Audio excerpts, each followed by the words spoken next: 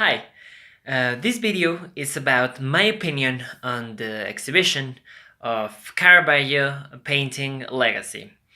This exhibition is at the MUNAL and it's overstanding because even though it's a small exhibition, it's amazing because at the moment you're arriving to the MUNAL, the Museum of National Arts, there are a lot of announcements and pictures of Caravaggio that are telling you that you have to visit the exhibition.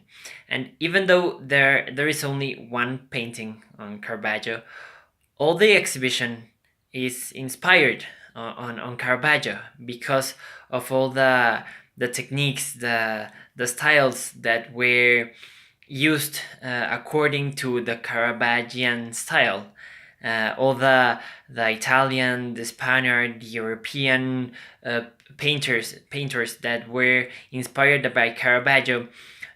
Even though even there are Mexican painters that were inspired by Caravaggio, and they are all gathered inside this exhibition. And so even though there is only one painting, it is really significant that that Caravaggio had this tremendous inspiration through all these painters.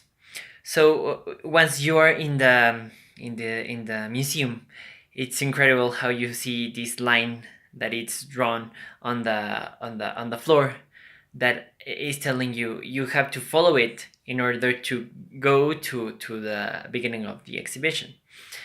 And once I was inside the exhibition, I noticed that all of the paintings around of the first two rooms of the exhibition were really alike.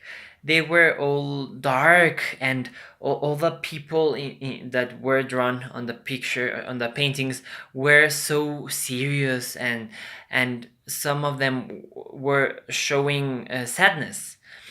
So I started reading all the information about the Caravaggian style and what naturalism was, and the technique of the darkness and tenebrism that how Caravaggio used the lights, and how he pick picks how he picked all the people he used on his paintings. It was amazing how natural things were. Um, and when I was comparing all the paintings with a painting of a Spaniard painter, or an Italian painter, or even though, as I told, that there were Mexican painters that were inspired by Caravaggio, there were two or three paintings in the exhibition that were Mexican painters. So I compared the paintings, and the style was as similar as possible. The back part of the painting was all dark, and the person looked as natural as possible, and the face was showing seriousness or sadness, but it wasn't showing anything else. It wasn't showing happiness, or it wasn't showing anger. No, it was something like neutral, even though I was looking to all the paintings, I started noticing that there was a special thinking about this religious part, because even though all the paintings had people on them, there was also religious people inside the painting. So even though Caravaggio had this inspiration on the painters, the establishments on the same uh, on the same period of this history, the 16th century, established that the religious part was important, so that was why they used to draw religious people. But when once I started looking the first three rooms, I was astonished because all the likeness of all the paintings. And once I go- uh, I achieved to go to the last room, where was the this Caravaggio La Buenaventurera, that was the painting. I took one of the papers that had all the information and the details of the painting. I was astonished because it was different from all the paintings from the past rooms. This painting had on the gentleman had colors, brighter colors. So I started remember that all the paintings on the other rooms had darker colors on the clothing of the people, but then the gentleman on this painting had lighter colors. And also the gypsy that was playing with the gentleman had an expression on her face. She was kind of smiling because she was flirting with the gentleman in order to take his ring from his finger. And but that was kind of weird. And on the paper, on the little description, it says that Caravaggio was using different things, and that was why it was this painting in particular was kind of difficult for the era, for that specific moment, because it was different from the other ones he used to use, because of the colors, because of the role of using a gypsy. And I remember of reading part of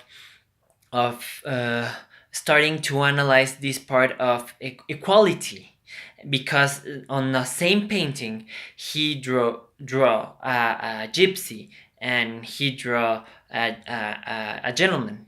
So both had the same importance, even though they were dressed different, and we know that they both represent different classes.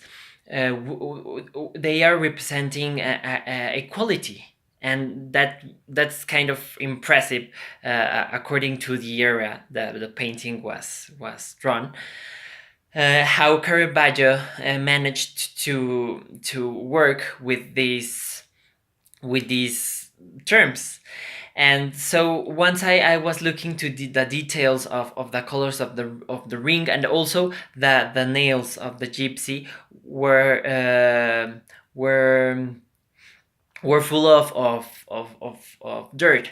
And so the details of the nails, the details of the ring, the details of all the clothing, it was magnificent. So looking at that painting after looking to all the paintings was incredible, because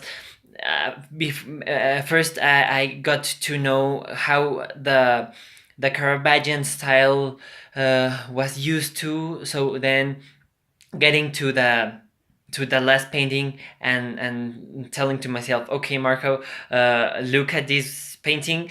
It's completely different, because he uses his style, but he modifies this part and this part and this part and this part, but it's still a Caravaggian painting. So even though he is using his style, he can change these specific parts to create an incredible piece of art.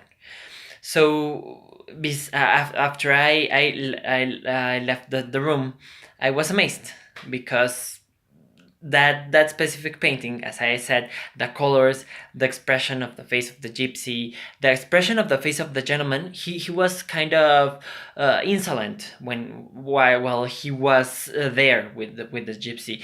So the all how all the items of the painting were playing on that painting were magnificent. So I really liked the opportunity to went to the museum to see that exhibition.